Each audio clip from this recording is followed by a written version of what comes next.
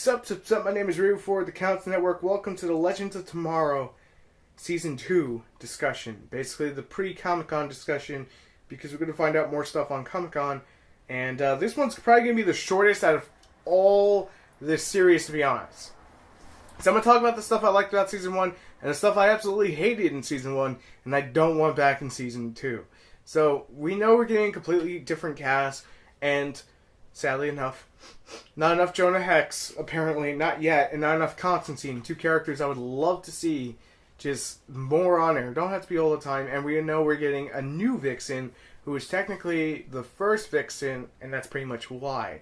So it's kind of one of those in-time things. So, I do have to be honest here. A lot of the team composure for Season 1 in beginning episodes were a letdown. They felt very, very mushy, I guess. If it didn't feel compelling. It felt like as if these people were just absolutely idiotic, not knowing what they were doing. And I get that, you know, the character development throughout the season, but certain parts still felt that way, even coming off of it.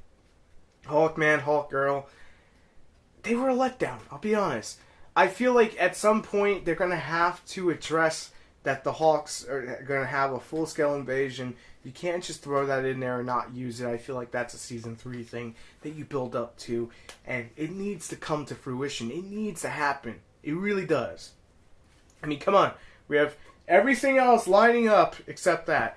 So the Justice Society of America pretty much is going to be playing a giant fucking role in Season 3. Hopefully we get Jay Garrick, the true Jay Garrick, you know, the one that looks like Barry's old dad. Yeah, well, hopefully we get him in there, because it'd be really cool. John Wesley Shipp as the Flash. That'd be dope. And I don't really know too much about the Justice Society of America, if I'm being completely honest. I've heard rumors that Black Siren was originally there, so there's that whole thing that they could take. I would love to see that.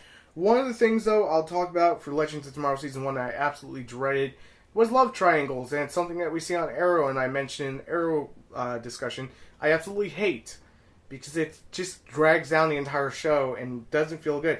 I don't want to see Ray in love with Hawkgirl, and Hawkgirl still in love with Hawkman, because they're destined to be together forever and they're going to break hearts.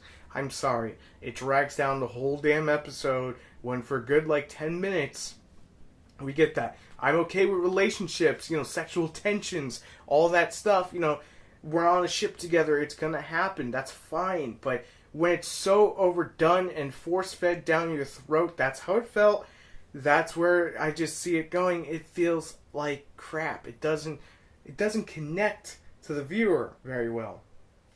So one thing that is odd that I'm going to mention, but I will, is less deaths that are not meaningful. Basically, we only had one true death the entire season, and that was Captain Cold, which that's getting retconned too. And I know I talked about on Arrow, and I believe I touched upon on Flash, is that I can't stand the CW shows when they just kill off a character, pretty much reviews, Laura Lance situation, and then it blows up in their face, and they're like, oh, how do we retcon this now? Happened with Sarah Lance. It probably will eventually, maybe one day, much later down the line, happen with Laurel. And unless the character's a B-side that no one really gave a shit about, they're going to stay dead then. But otherwise than that, it's one of those things that, when they killed Heatwave, before he became Kronos and whatnot, I was like, oh my god, no, they killed fucking Heatwave. And it's just that, emotional attachment besides cold and heat, in that whole way, it's just, it got to you, and seeing him kill him, or you thought, that's crazy, but one of those things. I want to see some character development from a lot of the older casts. Like Sarah Lance is still my favorite on that cast. Firestorm's still my favorite. The Martin Stein, Jay Jackson, they mesh so well together. But it feels like everyone else got a little while still to go, especially Ray and Rip Hunter. I would like to see just get pushed a little bit more on. I don't know. I didn't feel connected to them like I did with other characters. They didn't feel it felt like they could die off, and I wouldn't care as much. I'm sorry, it's just true. But I don't really know. Oh, before I talk about, I don't really know about a season 2 villain. To be fair, part of me wants to believe that the Anti-Monitor is going to have something to do, but I don't think DC will allow them to do it because it's such a big scale thing. But I will mention this. The one thing I hated is seeing Vandal Savage every single episode, which is odd because Vandal Savage, let's be honest, that's a huge DC villain. But to me, he got so watered down because you saw him like every single episode. And I get, they're going through time, they're chasing him. But it was that last minute thing where they pulled where it's the Time Masters, which are the true villains and whatnot. And they've been working with Vandal Savage. I was sitting there going, no. Like, I didn't want to know, like, I didn't want to fucking just predict shit. It happened with The Amazing Spider-Man 2. Everyone pretty much predicted on the internet how the whole thing was going to play out, and we got pretty much the same situation. I want to be surprised. The human psyche does not want, just to know everything. Maybe some people do, but not everyone wants to know every single little aspect until it happens. We want to get surprised.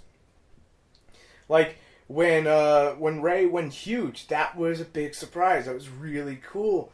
But getting to there, it was kind of bad.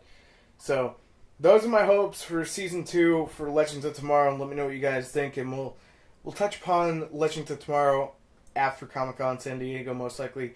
And I'll see you guys in the next video. As always, thanks for watching. Subscribe for more.